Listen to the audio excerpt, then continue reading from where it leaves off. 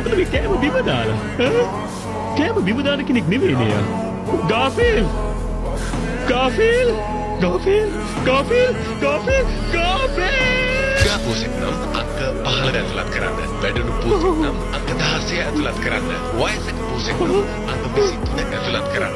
නමුල දිග පුසෙක් නම් අංක 32 ඇතුළත් කරන්න. හොඳයි එහෙමනම් මට යන්න වෙලාව හරි දැන්.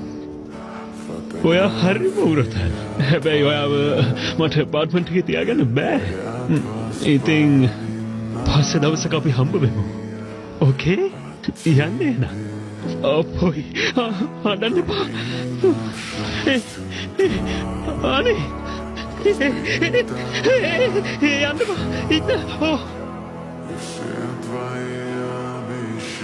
ඔයාට ඉන්න ගෙදරක් නැද්ද?